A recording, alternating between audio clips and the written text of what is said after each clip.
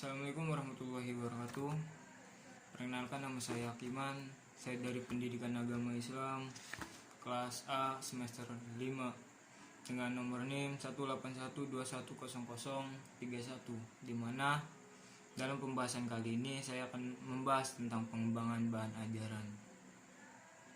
Sebelum kita melanjut ke materi selanjutnya, alangkah lebih baiknya kita mengetahui apa sih bahan pembelajaran.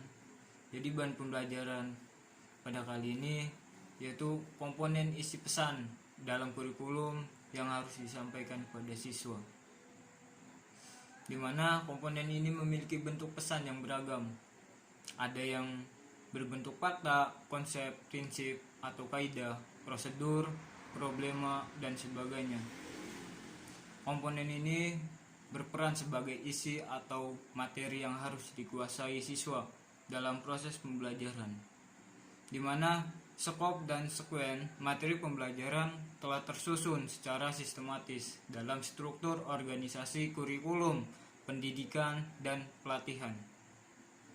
Dari sifat materi kurikulum yang tersusun dalam silabus hanya bersifat pokok-pokok materi, maka untuk kelancaran dalam pelaksanaan pembelajaran, materi pembelajaran perlu dikembangkan terlebih dahulu dengan cara melengkapinya dalam bentuk bahan pembelajaran yang utuh. Pada saat pembelajaran akan dilaksanakan, hendaknya seorang tenaga pendidik yang profesional harus memahami karakter isi pesan pembelajaran yang akan disampaikan agar tidak salah dalam memilih strategi pembelajarannya. Interaksi pembelajaran, pengelolaan kelas, pemilihan bahan pembelajaran dan media pembelajaran, serta alat evaluasi yang akan digunakan. Jadi, dalam peranan pembahasan pembelajaran dalam kegiatan pembelajaran yaitu suatu aktivitas yang kompleks karena melibatkan banyak komponen. Di antaranya, ibarat suatu aktivitas suatu produk atau barang, bahan merupakan komponen yang akan diubah menjadi barang atau produk jadi. Berarti bahan tersebut harus ada setiap akan melaksanakan produk barang tertentu. Misalnya untuk membuat baju diperlukan bahan yang disebut dengan kain. Sedangkan bahan pembelajaran, peranan tenaga pendidikan dalam kegiatan pembelajaran disebut di sebuah lembaga pendidikan masih relatif tinggi. Peranan tenaga pendidikan tersebut terkait dengan peran siswa dalam pembelajaran, karena dalam pembelajaran siswa melaksanakan aktivitas pembelajaran yang sangat bervariasi, misalnya mendengarkan, memperhatikan, menjelaskan tenaga pendidik, mengamati tenaga pendidik dalam mendemonstrasikan sebuah karya ilmiah, melakukan latihan, membaca, menulis, menggambar, mengerjakan soal, mengkaji bahan cetak, dan sebagainya. Hal tersebut menghendaki para tenaga pendidik yang lebih dari sekedar pendidik informator atau penceramah saja. Sedangkan bahan pembelajaran atau learning material merupakan seperangkat materi substansi pembelajaran yang disusun secara runtut dan sistematis, serta menampilkan sosok utuh dari komponen yang akan dikuasai siswa dalam kegiatan pembelajaran. Dengan bahan ajaran memungkinkan siswa dapat mempelajari suatu komponen secara utuh dan sistematis. Menurut Wig dan Tefler, di antara motivasi belajar siswa ada yang diperkuat dengan cara-cara pembelajaran, motivasi instrumental, motivasi sosial, dan motivasi berpartisipasi siswa yang rendah, misalnya dapat dikondisikan secara bermasyarakat agar terjadi peran belajar lebih tinggi dari siswa lainnya. Adapun secara pembelajaran yang berpengaruh pada proses pembelajaran dapat ditentukan oleh tenaga pendidik. Beberapa kondisi eksternal yang berpengaruh pada pembelajaran. Yang terpenting bahwa bahan pembelajaran tersebut dapat disampaikan atau dirancang tenaga pendidik sesuai dengan kebutuhan para siswanya.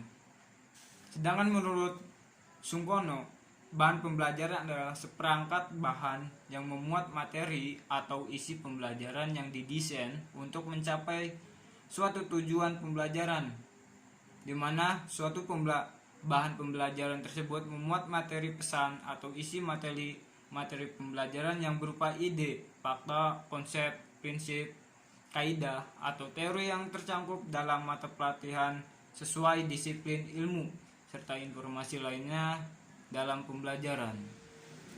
Sedangkan atas dasar batas tersebut dapat diketahui bahwa pengertian bahan pembelajaran adalah desain suatu materi atau isi pelatihan yang diwujudkan dalam bentuk benda atau bahan yang dapat digunakan untuk belajar siswa. Sedangkan merujuk dari fungsi dari penyusunan bahan ajaran, yaitu sebagai pedoman bagi siswa yang akan mengarahkan semua aktivitas dalam proses pembelajaran, sekaligus merupakan substansi komponen yang seharusnya dipelajari atau didiskusikan. Pedoman bagi tenaga pendidikan yang akan mengarahkan semua aktivitasnya dalam proses pembelajaran sekaligus merupakan substansi komponen yang seharusnya diajarkan atau dilatih kepada siswanya. Jadi bukan hanya siswa dituntut untuk menghafal sebuah materi, melainkan siswa tersebut harus hafal apa materi yang harus dipahaminya. Alat evaluasi pencapaian atau penguasaan hasil pembelajaran. Ada dua bentuk bahan pembelajaran.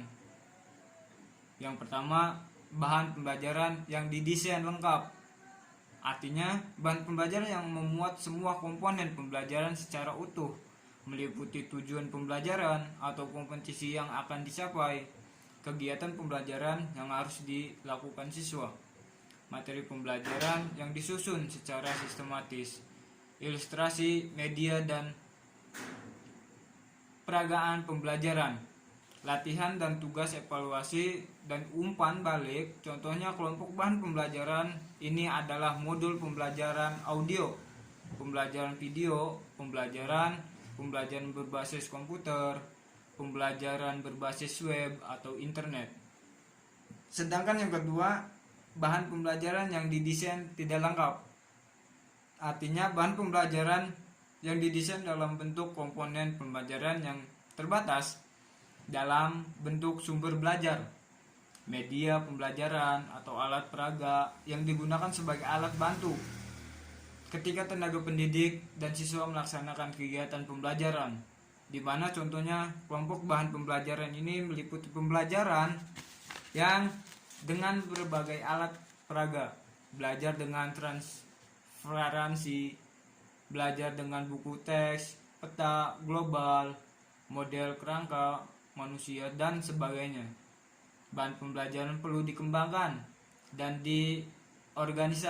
diorganisasikan secara mantap dan matang agar pembelajaran tidak melenceng dari tujuan yang hendak dicapainya. Untuk mengembangkan bahan pembelajaran adalah suatu aktivitas mendesain materi pembelajaran menjadi bahan yang siap disampaikan atau digunakan dalam proses pembelajaran. Jika melihat pada bentuk dari bahan ajar yang telah dipaparkan tadi, maka dapat dikelompokkan menjadi beberapa jenis bahan pembelajaran. Yang pertama, printed material. Yang kedua, electoral material, di mana print material itu mencakup 4 bidang, diantaranya handout, buku pelajaran, modul, programming material. Sedangkan yang elektronik material itu mencakup 3 komponen pembelajaran. Yang pertama CD interaktif, yang kedua TV, yang ketiga radio. Untuk kepentingan pembelajaran saat ini, bahan pembelajaran yang akan dikembangkan oleh lebih cenderung pada bahan pembelajaran yang berbentuk tercetak atau print material. Berikut akan dijelaskan secara singkat dari bentuk bahan pembelajaran tercetak. Adapun Handout diartikan sebagai buku pegangan siswa yang berisi tenangan suatu materi pembelajaran secara lengkap. Handout menyajikan keseluruhan materi harus dipelajari. Materi yang disajikan dalam handout memunculkan komponen-komponen yang diperlukan dalam pembelajaran yang dilakukan oleh seorang pendidik. Mungkin itu saja materi yang saya dapat sampaikan. Kurang lebihnya mohon maaf. Wabillahi taufiq wal hidayah. Wassalamualaikum warahmatullahi wabarakatuh.